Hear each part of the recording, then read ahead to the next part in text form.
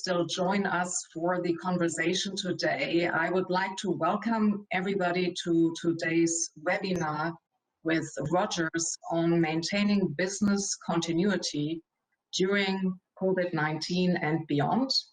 My name is Ulrike Bargedalia. I'm the Senior Director for the Digital Economy, Technology and Innovation with the Canadian Chamber of Commerce. So the slide displayed here, thank you very much, first of all, Rogers, for being a much valued CBRN partner. It's greatly appreciated. In addition to all the other displayed partners on this slide, everyone's support is greatly appreciated by the Chamber. So thank you very much, everyone. Before we go into the presenters and also the presentation, I would like to give a brief overview on Rogers for everyone to know that Rogers is a proud Canadian company dedicated to making more possible for Canadians each and every day. And I'm sure most of you are familiar with the Rogers slogan, making more possible. They were founded in 1960 and have grown to become a leading technology and media company that strives to provide the very best in wireless, residential, and media to Canadians and Canadian businesses. Today, I have the honor to be joined by three Rogers executives, by James Tantrum, Grant Bycoe, and Matthew Leppanen, who will provide you with information on how to ensure that your business remains operational and your team stay productive during these changing workplace environments. The discussion will cover three key areas: equipping employees to work safely and effectively from home, continue providing the same level of service to all of your customers, and accessing and protecting your business data no matter where you are. So let me briefly give you an overview on the three fabulous presenters we have here today. Let me start off with James Tantrum. He is the Director of Data Center and Cloud Product Management at Rogers, and with over 15 years of experience in network engineering, product marketing, and product management, as well as James has led successful development of products spanning the telecommunications, social media, infrastructure as a service, and managed service domains. At Rogers, James leads a team responsible for accelerating Canada's cloud journey through the development and execution of Rogers data centers, spanning co-location, cloud, and management services. Grant Bycoe is the Director of Product Management, Voice, and Collaboration at Rogers for Business, and a professional engineer with over 25 years experience in the telecommunications industry. Grant leads the product development and marketing efforts for Rogers services, voice services in particular, with a specific focus on unified communications and collaboration. And prior to his current role, Grant has held senior product management, technology development, and engineering positions with several Canadian and US service providers. He holds a BSc in electrical engineering from the University of Saskatchewan. And last but definitely not least, there is Matthew Leppanen. He is the Director of Product Marketing at Rogers for Business. With over 20 years experience in telecom, Matthew has held roles in sales management, product development and management, and also marketing. As a native Torontanian and a graduate from the University of Toronto, Matthew continues to live and work in the Toronto area. So, without much further ado, I would like to hand the floor or screen to Matthew. Great, thank you very much, and welcome everyone. As mentioned, we're going to go through three different topics throughout the course of the next approximately 45 minutes. First one, we'll talk about equipping employees to work safely and effectively from home in the new normal. Then we're going to shift gears a little bit and talk a little bit more around how we serve our customers a little bit better by continuing to provide the same level of service to your customers face-to-face or virtually. And then finally, we're going to wrap it up with talking about our access and protecting your business data no matter where you are. All three very critical topics, not only at the beginning of this pandemic, but as we continue to manage through this, because we are really entering what is continuing to be a new normal. To get started, let's first talk a little bit around how employees have really learned to connect with each other in new ways.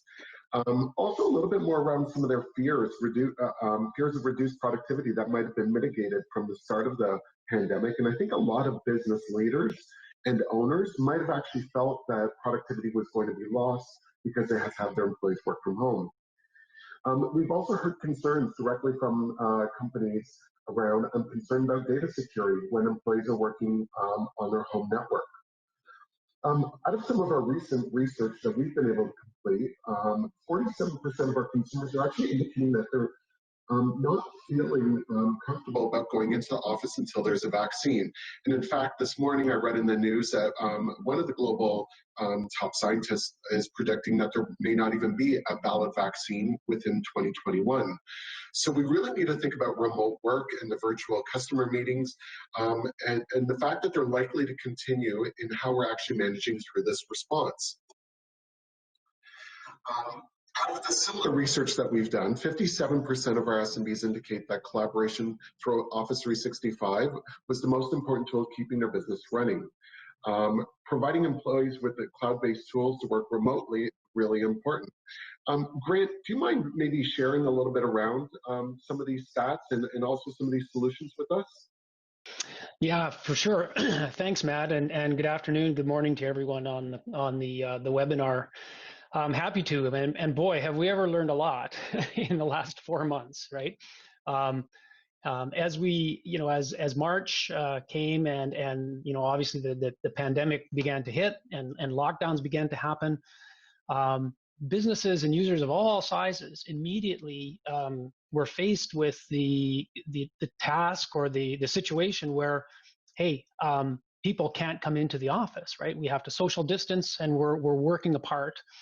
And so a lot of people and a lot of organizations may have already been using some forms of collaboration tools and ways of setting up their users to work remotely. And others were not necessarily, right? They were more used to that in-office environment and they had their teams working together. So immediately came the need to come up with, how do you collaborate? How do you seamlessly communicate, share files, manage meetings? I think an awful lot of people became very quick experts using things like Zoom and other video conference platforms to try to replicate that same kind of in-office experience with coworkers, but in a distributed environment, right? So those collaboration tools that we talk about, Office 365 is one, Google G Suite is one, allow for that seamless communication. So you're having lots and lots of video calls the way that we are today. You're having quick and easy conversations among coworkers using more instant messaging than maybe was ever done before. And even further, sharing files, managing meetings, staying on top of projects, having a project room, right? Having an environment where all the activity around projects and work streams is occurring, but in a remote environment, right? So the tools that we talk about here, like Office 365, are very, very good at supporting that sort of thing. And we've, it's been quite astounding actually to look at how productive people can be, even when they are 100% remote from an office. So that's been a very interesting experience. We talked about this, at the outset of the pandemic, and we were talking about, people need to use these things, and what we're finding, 4 months later, is that absolutely people are, and as you said, Matt, starting to think about what's the new normal if we're going to be in some form of a remote environment for an extended period of time. Right. So the collaboration tools, there's many of them out there, and they can be extremely effective. The other thing is connecting everyone so that they can work anywhere, right? So we've all got email, but you need to be able to access that email content, business tools that you utilize, do things like update documents and devices in real time. And people have all of a sudden found, well, I don't have a work computer anymore. I'm sitting at home, and can I still access all of that stuff perhaps through a different device, through my own personal computer, through a tablet, through some other means of doing that? And again, these sorts of tools can absolutely allow for that. They've got good two-factor security. That means that you can access your information in the cloud and the tools in the cloud, but from any device. So that was huge, right? That continues to be a huge thing, making it far easier. If you can just imagine having to ship hardware and set people up with corporately owned computers, that can be quite a daunting task. So connect anywhere, work anywhere, whether you're remote in a home office or remote, moving about, have shown themselves to be the real key important things through the pandemic to keep people working with an experience that is essentially like their office experience. Grant, those are great options, and I'd like to just point out the one thing you talked about, being able to use other devices and multi-factor authentication. One of my favorite facts about both the Microsoft 365 and the G Suite solutions is all of the software is coming from the cloud versus it having to be downloaded onto a desktop. Very different from an IT administration and troubleshooting. It alleviates a lot of those pains that I think many of us experienced over the last number of our working years, where we had to go through these real onerous updates to software and something would go wrong. That's effectively been eliminated through these new advancements in the cloud. For sure. And you'd indicated, we've been doing a little bit of research. We've seen other research as well, where some of the industry analysts are polling customers, asking, what do you need in order to keep your business running? And kind of not surprisingly, collaboration tools ranks #1 in a survey that IDC did across 500 businesses in Canada, where that was where they saw, they made some investment there, and they were continuing to use and leverage those tools. So very important in terms of, high in terms of in the minds of IT users and users in general. Great. Maybe if you could share some ways that Rogers can help customers that are maybe thinking about investing in these tools, or if they've already invested and maybe they've been having some of their challenges in terms of adoption and management of it. Yeah, for sure. So, how we can help at Rogers is it's absolutely about doing things remotely, right? So things like making sure that we can get you set up working remotely without having technician visits required. So remote migrations, for example, there may be email that you have in a server that would need to be migrated perhaps then to a cloud environment, so that again everybody can access it in a more reliable fashion. There are migration tools that we have that we can work with users on that mean that no technicians need to go on site and actually do physical work, right? Same thing with subscribing to the right licenses. There's all different types of licenses, for sort of basic users to more advanced and sophisticated ones. So it's possible for sure to subscribe to those licenses or update them via our Rogers Business Self-Serve portal. So again, that interaction is very smooth and very easy to do from wherever the user is or the administrator is. And then finally, this is actually a relatively new one. In the case of Microsoft Teams, we've just recently launched the ability to enable Microsoft Teams to be your full voice solution as well. So if you can imagine your phone system, the phone system that you use in your office, well, you can use Microsoft Teams as exactly that. So I actually have a headset here, and I use Microsoft Teams as my main phone line, and we are able to do an integration with voice so that all of the telephone numbers that you use in your phone system can be moved into Microsoft Teams and used there. So it's quite a powerful solution that essentially at the end of the day means that you could move your entire voice infrastructure, say, into the cloud. A lot of people have sort of said, yeah, I'm not in my office anymore, so my workers are remote and I got them set up, but I've got this system now that's not really being used. So there are ways of leveraging these same collaboration tools to do more than just the collaboration piece, but to do the voice calling as well. And I think that's really important, especially when we think about companies that may have taken what they assumed was a temporary measure on enabling employees to work from home. But now, as we're watching this pandemic and how long it's taking for us to work through, in some cases, even going through a second phase, something that's been talked about quite a bit in the media or we're seeing in other parts of the world, really going from temporary solution to permanent solution, leveraging all of your collaboration and voice all in one, where people can actually get all their calls from anywhere in the world to anywhere in the world, all through the Microsoft Teams, might be a very valid and powerful way that you can reduce cost as well as drive that productivity further up. Yeah, you're absolutely right. When everything started to happen, people were looking for an immediate, I need to land calls at people's homes any way I can. But like you say, as we're looking at a longer new normal or a longer time that we're going to be working remotely, or people are concerned about another wave, or we're going to be dealing with this for a long time. These are the sorts of solutions that can really help that productivity in the long run. That's great.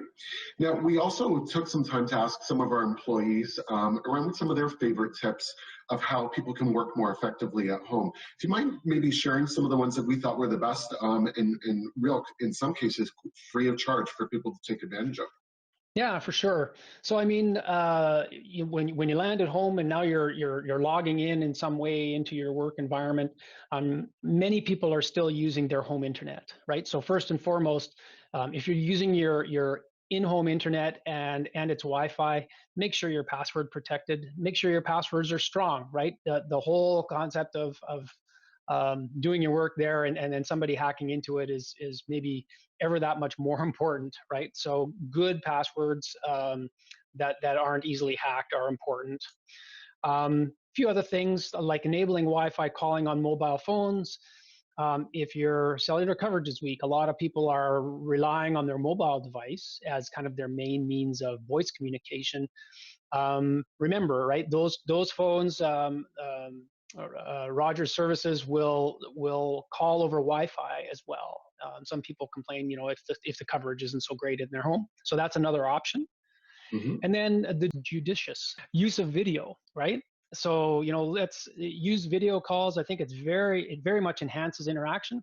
But if if you're experiencing congestion or a little bit of problems with that video, then you can toggle it off, right? And just drop down to voice only. And that often helps in a lot of situations, particularly when there's a lot of traffic on the network.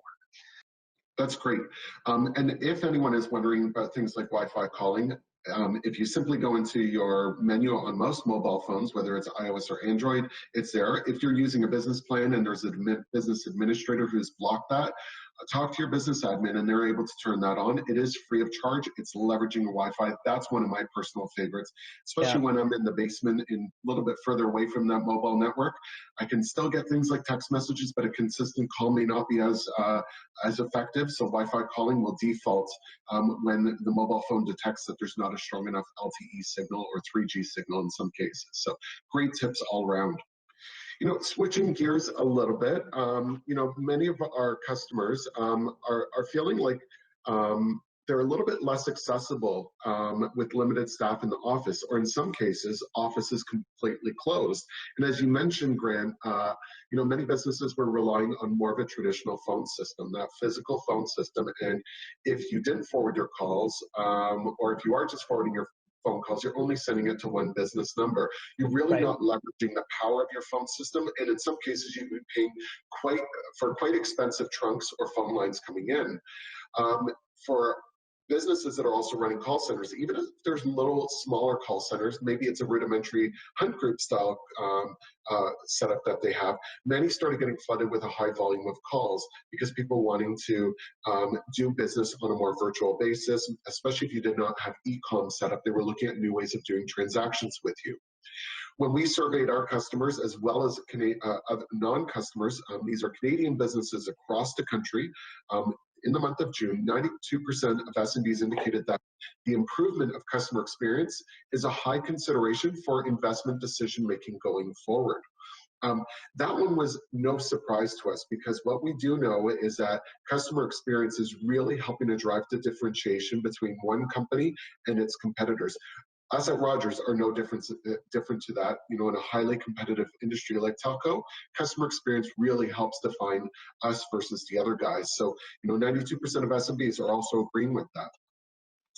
Yeah, it's interesting, right? I mean, and that didn't change. That's a truism in general, but it didn't really change during COVID. So through the pandemic, people are still, even though the situation is very different, people may, will people understand if my customer experience is bad? not so much, right? It's still very much a high priority where businesses say, it doesn't matter what's happening. I still need to be able to provide the right and the best possible service to my customers. Grant, if you can maybe share with us a little bit about one of our services, Rogers Unison, that enables businesses that are still very reliant on a phone system, but they are simply not at that physical office, either on a permanent basis or even on a part-time basis. What are some of their best options that they can do to make sure that they're still taking advantage of a phone system, but not relying on a physical appliance? For sure. So Rogers Unison is an example of a cloud-based phone system. So this is a fully featured telephone system that you don't have to have on your premise, and you don't have to buy interconnecting trunks and telephone numbers and that sort of thing and connect them into a physical box. It's all resides in the cloud. And that gives a lot of flexibility and functionality to where and how you want to handle calls. So again, making sure you never miss a customer call. So there's several features where that can be implemented, like simultaneous ring, hunt groups that go, from user to user. If you want, Jerry to answer the first call, but if Jerry's busy, then you want Sue to be able to answer the next one, to be able to go through smart lists of people to get to the right user. Voicemail to email forwarding is a great one, right? If people are tied up doing something and they're just unable to take that call, have it come up in their email that they can access in their home environment, so that they're not having to log in and come back, hours later. So there's a number of different ways of routing those calls, sending them, making sure that they get to the right user, and that user can be using any device. It doesn't have to be that that you don't have to pick up that phone that's in the office and redeploy it at home. This can land on the person's cell phone. It can be a soft phone client on their PC that they can use. So there's a great deal of flexibility to send those calls exactly where they have to go. And again, the caller into the business, therefore, doesn't perceive any difference. There's no difference at all in terms of the customer service level. Another one that a lot of users have implemented are virtual receptionists.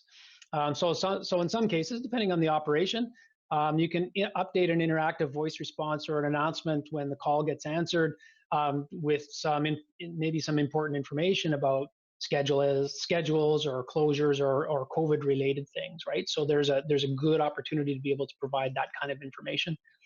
And then finally, a virtual auto attendant that can basically answer incoming calls and then route them smartly based on customer input. So, these are many of those are also supported in existing kind of premise-based systems, but this can be completely controlled from the cloud, and it can be completely flexible to route wherever it needs to go to, instead of just those stations that are sitting in the office where nobody's located anymore, right? I think I mentioned this, seamless communication. So again, that same call to that same number can land on any number of different devices, or all of them if you wish. So a mobile phone, a computer soft phone, or a hard phone. So a lot of flexibility in there to get calls. And we've had a number of users actually as the pandemic began to unfold, come and say, okay, yes, I need these mobile solutions in order to leverage people's mobility and the fact that they're at home.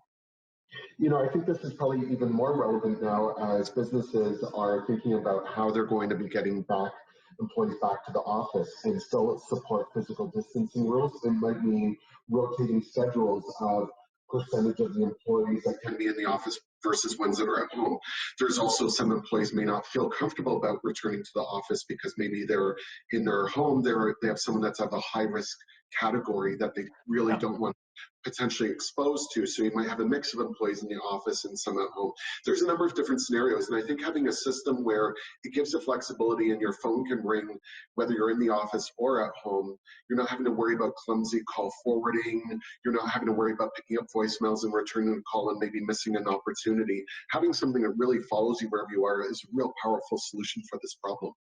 That's right. Exactly the same voice, exactly the same announcement, exactly the same treatment of an incoming call, no matter where it lands, right? And like you say, as we're looking at kind of the slow and measured return back, there's a lot of people that are looking at, well, maybe I'm going to be more distributed. And, not everybody is going to pile back to the office and I'm back into the old way. So having this flexibility will really help going forward.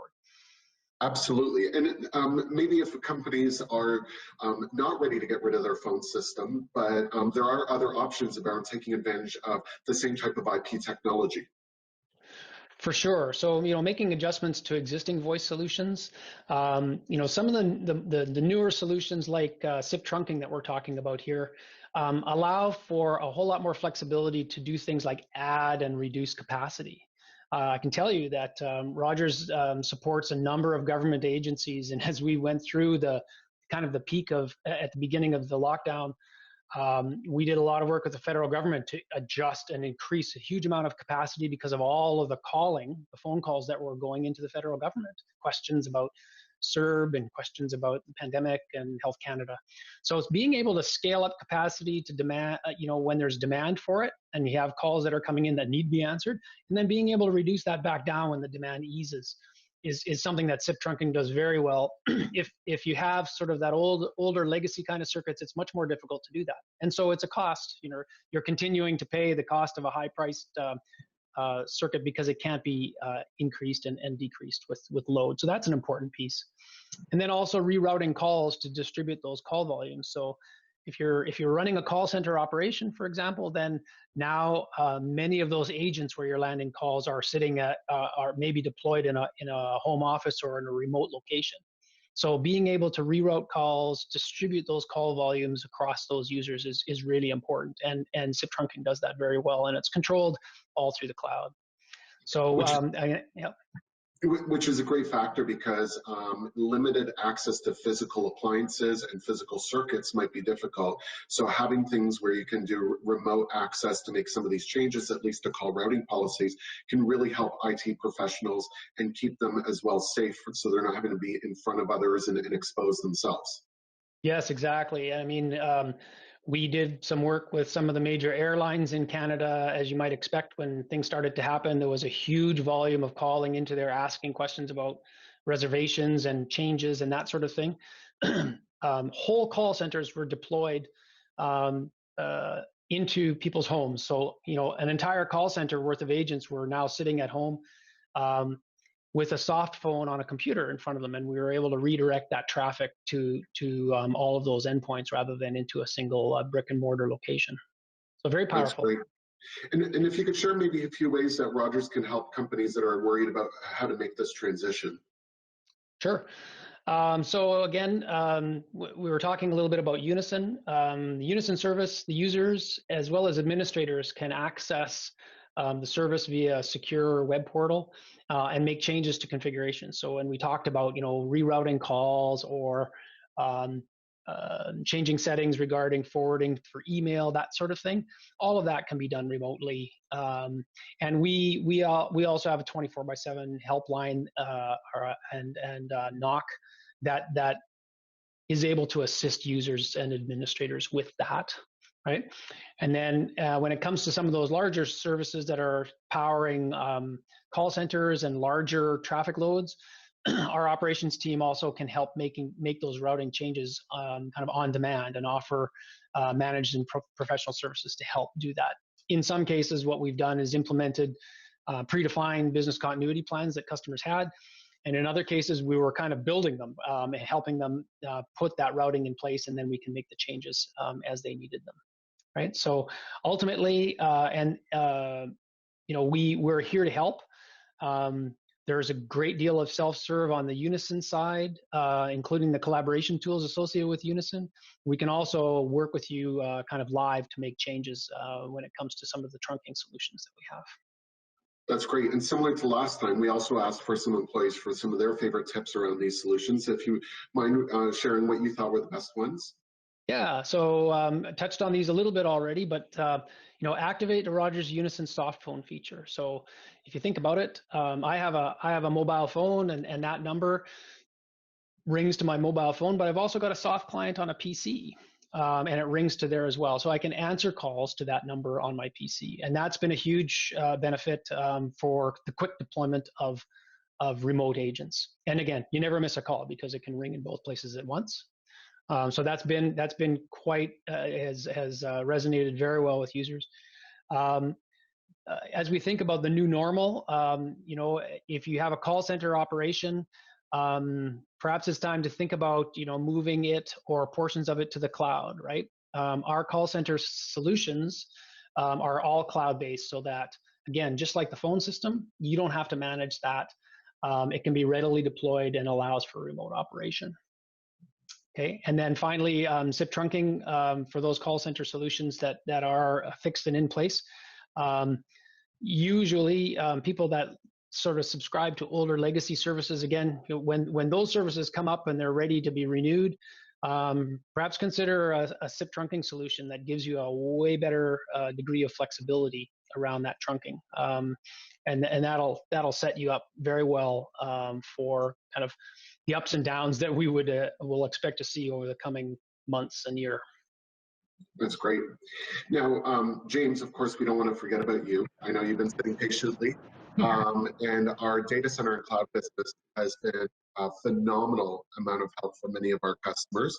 But that said, there are many businesses out there that maybe have not taken advantage of data center and cloud services, and specifically some of the other solutions that wrap around that, or looking at ways that they can really start moving towards the cloud without having to change out everything. Feedback that we were hearing from customers are things like our data service have restricted site access, or servers are at capacity due to an increase in online activity. I think that was a real common one that we saw, especially in the first few weeks of the pandemic. Also, customer experience is not the best as our servers keep crashing. That was another problem we were hearing from customers because they were in an absolute panic. And then data is also not being consistently backed up as there's limited employee access to offices, and a lot of the older traditional data backup services were physical backup. These are really big problems that many of our customers were saying that they were having both at the start of the pandemic, but it's still continuing all the way through. And many companies were probably thinking, well, it's just a temporary, we can survive right now. But as we move to this, what we call the new normal, this is a big problem that we need to solve. If you can maybe share some of the solutions that we have that can really alleviate these challenges. Yeah, sure. Thanks, Matt. And I think really good summary in terms of just some of the challenges that we're seeing in terms of really delivery of IT services. And I think Rogers operates 12 data centers across Canada. These are facilities whereby our customers, whether they're mid-size, enterprise, public sector, rely on our facilities to really securely house, obviously deliver robust power and also access, network services. And so we've really seen over the last, 4 months or so, just how have really traffic patterns, and when I say traffic patterns, it's really the IT technicians coming on site. How is that changing? How is that trending over time? And I think, one of the key challenges that many organizations are facing right now is just there still are, as we know, right, travel restrictions in terms of people coming across provincial borders or even across international borders. That's had a huge impact on technical services, being able to send people on site to install and lifecycle infrastructure, right? It's put a lot of those plans on hold. And of course, cloud alleviates the need to really be on site and to touch physical infrastructure. So cloud has really been a way for many companies, perhaps in almost a temporary fashion, if you will, as we sort of come to terms with what the new normal is going to look like. Leveraging cloud as a way to be able to provide additional capacity, as a way to sort of manage and deal with some of these constraints around travel, to be able to continue to scale and life cycle IT infrastructure. The other thing, of course, is times like this, it's very difficult to really forecast with high degrees of confidence, right? And so many businesses are withholding capital until they really have a better sense of just what the future looks like. And cloud, again, is a great way to operationalize and to sort of de-risk, if you will, some of those longer term capital investments. So we've really seen a strong, I would say, uptick or an acceleration in cloud adoption, really because of those constraints with respect to technical services, and also as a little bit of a hedge or a risk mitigation around the future. Because the great thing about cloud, of course, is you really can never over provision or over consume on cloud. It's elastic, meaning it will scale up and down as your business needs really evolve, right? The other thing that we've seen, and this has been particularly challenging for many businesses, is a lot of organizations still rely on physical media for backup. When I say physical media, they're using tapes. And typically, when you've got employees in the office, there will be an administrator who, at the beginning of the week or even daily will rotate those tapes, meaning they'll load the tape machine up, the backup processes will run. At the end of the day, those tapes are dispatched off to an archival service, typically someone like Iron Mountain. And of course, with no one really being in many places of business today, that's not being done consistently, and in some cases, not at all. And the cloud, of course, and services like cloud backup allow organizations to be able to continue to protect their data from data loss without that dependency on physical media. And so that data can be synchronized and backed up into a remote data center. And when there is a need to recover that data, if it's lost or if there's some kind of accident, it can be recovered, of course, very quickly because it's located in the cloud, but it can be done in a way that you don't have to dispatch or send anyone to a physical location to orchestrate that. The other thing, and it's really an extension of cloud, is we've seen, or cloud backup, a real uptake in cloud-based disaster recovery as a service. And again, because of these limitations on site visits, the ability to really go and deploy new physical infrastructure, cloud-based disaster recovery allows server infrastructure and IT workloads to again, be able to be recovered and restored without the need for any physical infrastructure or anyone to really be dispatched remotely. So the cloud is really helping businesses overcome health and safety concerns and just, I would say business constraints in the physical world that the pandemic has introduced. But the final thing, and really how we can help, it's a nice continuation here, is just, Rogers as a full service provider. I mean, it's not just about, deciding to utilize cloud, but it's a complex journey, right? And so Rogers does bring to the table really a set of managed and professional services that allow organizations to outsource day-to-day management, but also to ensure that that adoption of cloud is successful, and there's expertise and technical resources that are available to you to really ensure that migration from physical, traditional on-prem to the cloud is fully supported with that sort of guaranteed outcome. Yeah, and James, there's probably a lot of businesses that maybe not understand the risk to their business if they're not effectively implementing backup and restore solutions. And I think when, if I'm not mistaken, especially at the start of the pandemic and then continuing out, there was a lot of reports of upticks in malware attacks, attacks on municipalities, attacks on different businesses, really helping to disrupt what was happening in the pandemic. And which ultimately has increased the risk for businesses, especially if they're not able to go on physical site to do those backups. Yeah, I mean, malware is something that is, it's impacting businesses consistently, and I mean, of every vertical and segment across Canada. What cloud backup has really helped, I think, protect is it's, backup is never really about the backup process. It's about the ability to recover and restore. And a cloud-based backup service really allows data to be validated very quickly, very easily, very cost-effectively, and it allows data to be recovered in a way that just is much more seamless, much more easy than trying to manage physical media. And in that example of malware, the recovery from malware, the recovery from ransomware requires you to go back to a time in your backup archives to before that sort of infection or malware occurred. And that can, in a traditional world, require, recovering multiple sets of tapes to find, that data set that is clean, that is recoverable.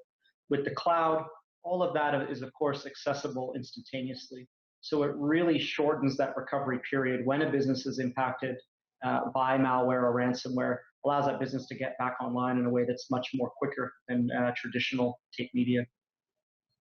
That's great. Now, you had mentioned that we do have some outsourcing options, but what other ways could we help businesses that are thinking about how can they start maybe even just entering the cloud or making that transition as a whole? Sure. So, I think really what we're seeing and what we recommend is just, look, the cloud is a great way to really address and overcome constraints in really IT today. It's supply chain constraints, it's technical service constraints, it is those travel restrictions and site restrictions. So look to the cloud as a way to really overcome and be able to continue to deploy and scale IT through this difficult time. The second is, consider cloud backup. COVID hasn't alleviated or reduced our need to back up and protect data, right? In fact, it's probably heightened the importance of understanding how businesses go about recovery, not just of data, but also of workloads. So look at your current policies around backup. See if cloud is really a way to, to ensure that you've got the right protection in place in terms of data loss. And then finally, for many Canadian organizations, really having the expertise to make these changes and migrate is challenging. So leverage your service providers, managed services, leverage their professional services to ensure that, one, of course, this helps, again, mitigate health risks because you're not having to send your own resources onto data center sites or to business sites, but it also provides you with really, technical expertise that is well-versed, is experienced in, the delivery and the ongoing management of these technologies. All really great examples, and I just can't minimize at all the risk on supply chain to physical equipment.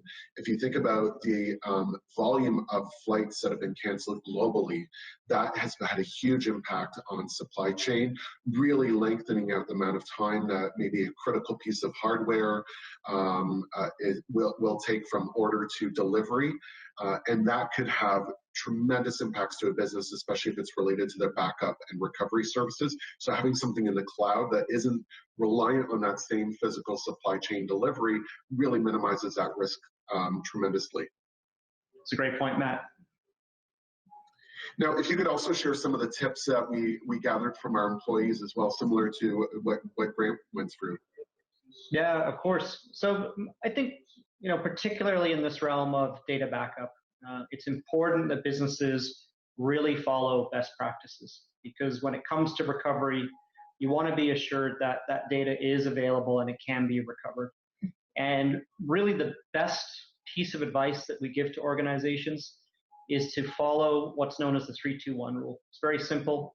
Anytime we're looking to protect critical data, we need to ensure that we've got 3 copies of that data, that it sits on at least 2 different mediums or media. So meaning we've got, some distance, if you will, or gapping between those copies, and that at least one of those copies is stored offsite. And so, that means really if we've got a catastrophic failure of infrastructure or storage or even the site at that primary location, that we've always got a copy that is available somewhere else that can be recovered. And just, this in a disaster is really, the livelihood or the lifeblood of an organization, being able to restore and recover that data. And the cloud really allows that 2 different mediums and that 1 copy offsite to be done in a way that's, of course, very simple and very easy to achieve. So they're really, the challenges of establishing this policy have really gone away with the introduction of cloud-based backup technologies. The second is really, we've gone through a huge change in the way that Canadians work. And I think, back in March, it was something like 4.7 million Canadians moved from, traditional on-prem or traditional, work environment to working at home. And so that's placed huge demand on really the WAN, all of those remote connections or VPN connections coming into the data center and coming into the corporate WAN. So just continuing to monitor how the WAN is being used, what the capacity looks like, and understand how long it will take for your service provider to augment capacity as required. Just make sure that your employees, customers, and partners have a great experience when it comes to accessing services digitally. One area, and this is a concern and I think a pain point for a lot of businesses as they adopt cloud services, is yes, cloud does give great flexibility. That elasticity has great value, right? Being able to scale up and scale down. But it also means that many cloud providers really are monetizing parts of the IT sort of stack that are difficult for many businesses to really monitor and control.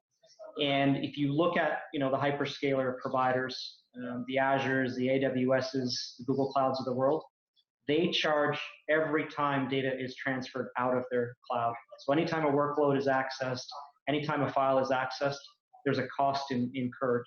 And it's very difficult to control, when and how often data is being accessed. And so understanding just exactly how your cloud provider charges and essentially rates egress traffic from the cloud is very important. Sort of getting ahead of that.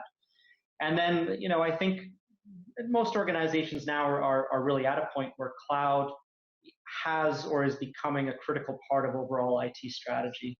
And I think just, with COVID and with the current situation, that is very much being accelerated. Most organizations have really been forced to look at cloud technologies, right? And I think, Grant, looking at the collaboration tools, we're working in ways that, we didn't really even imagine or envision just 3 or 4 months ago. That is adoption of cloud technologies. The same is really happening on, what I'll call the traditional sort of IT infrastructure side, where cloud is just becoming a more critical component of, and really a solution, if you will, to very real business challenges. And I think that always is where technology really excels and delivers value, is if we've got a clear constraint in our business or a clear business outcome that technology solves, that's the technology to be looking at and investing in. And I think cloud has very much, proved itself through this pandemic to be a key enabler, right, of keeping businesses running and serving customers. So if you're not thinking cloud, now is really the time to do that. And what's really interesting too, James, when we surveyed our Canadian businesses across the country, overwhelmingly they said that cloud services were the most important prior to the pandemic and continue to be the most important as well for their overall IT infrastructure and strategy. So those companies that have not yet ventured into cloud solutions, there's some great options for starting their backup and restoration services are probably one of the safest and easiest ways to get started. And my favorite tip being that 3-2-1, making sure that you've got 3 copies over 2 different mediums, and one of those copies is offsite. Cloud can help solve that immediately for businesses. If anyone is interested to learn a little bit more, we have worked with a lot of our partners, including Microsoft and Google and Veeam. We've extended many offers that can help through this pandemic for businesses to be able to get into these solutions without having to spend a lot of money. So you just have to visit rogers.com/business and you'll be able to find all of these offers, speak to one of our representatives as well. So I'm going to hand it back over to the team and do our Q&A session. Oh, thank you very much, Matthew, James, and Grant. Thanks everyone for the great insights shared.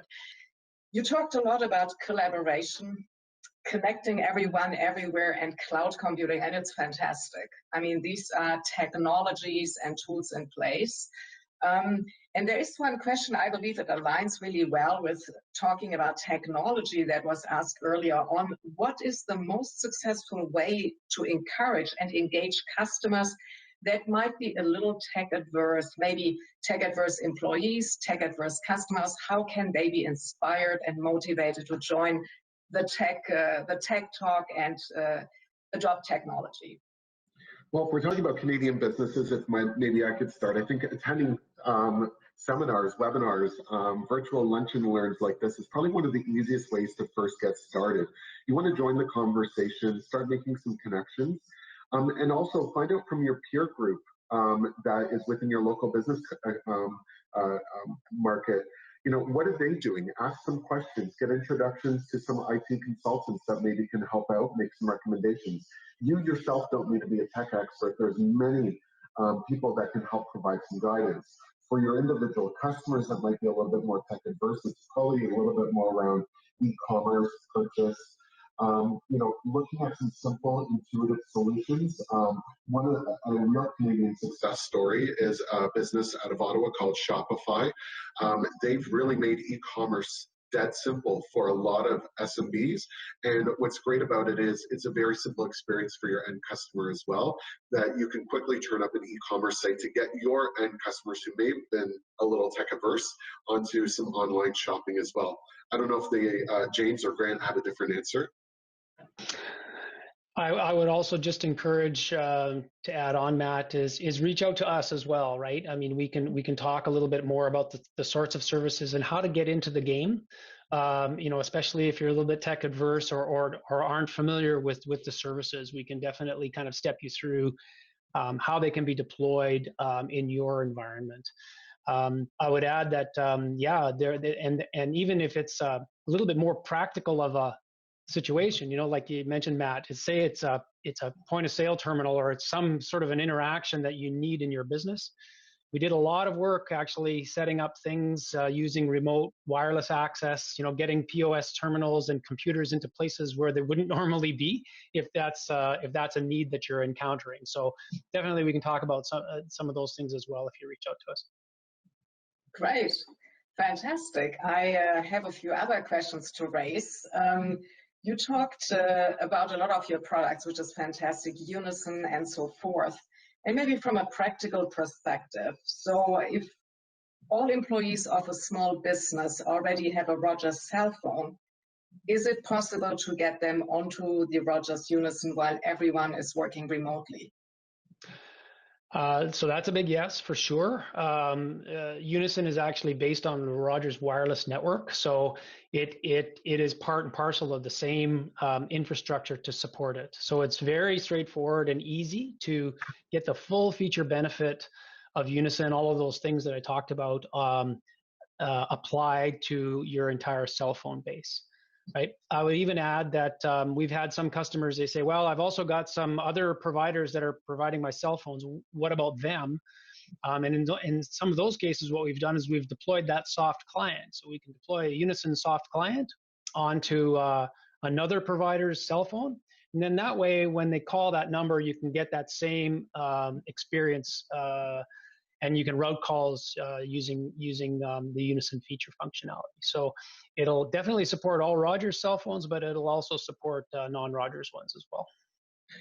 And that was actually the next question. What if I don't have a Rogers cell phone? Can I still get onto the plan? Fantastic. Yeah, we can help for sure. That answers it all.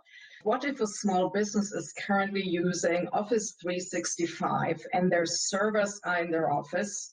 Although employees are collaborating and data is available online, should they be concerned that data is not being backed up? What are the options? You talked a lot, though, about the cloud-based backup solutions, right?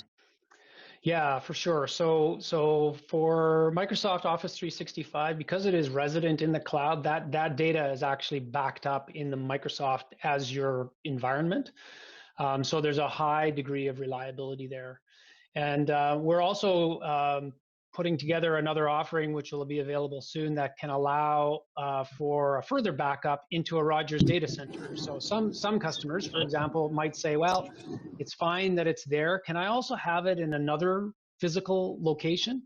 And we'll soon be able to support that, where we could also take an entire image of all of your data in Office 365 and have it backed up in a Rogers data center as well. So there's definitely multiple ways to be able to accommodate that level of reliability. Yeah, I'll just add, Grant, you know, I think really with any cloud-based technology, generally the storage is what we would call is durable and robust, meaning data is very much protected from failure of, you know, hard drives and storage and so on. What cloud typically doesn't provide, though, is what I'll call regulatory or compliance-driven backup. And a good example in, you know, the Office 365 world is, you know, your data is generally protected and safe, you know, in the Microsoft cloud. But if someone is to go and delete an email, if you will, from their mailbox, you know, Microsoft will go ahead and will remove or delete that data from their servers. So if you as an organization do have a requirement to maintain, you know, email correspondence for 3 years, 7 years, or lifetime, a cloud-based backup is the way to achieve that. And of course, the way that works is, you know, even if that email is deleted by an end user, and deleted in the Azure environment, that backup copy that sits, again, somewhere else at another physical location in another cloud, it's not going to be deleted. It's going to remain accessible for that audit and compliance requirement based on the policy that's defined for that data. And that's really where cloud-based backup comes into the picture, is to ensure there is a ability to recover or meet compliance-based needs, or recover data that is would say has a point in time value. You want to go back to a previous version of a file or an email. Great point, James. Yeah. Very great comprehensive information and informative from the regulatory perspective. Thank you so much. I mean, that's such an important point, right? We talk technology, and I mean, that has to definitely enter the conversation. So I would like to thank the three of you, Rogers, and the audience, first of all, for your presentation, of course, for the audience, for their participation. And I hope we will see everyone again at one of our upcoming webinars, speak further about technology, trends, and all the great things happening and moving very fast.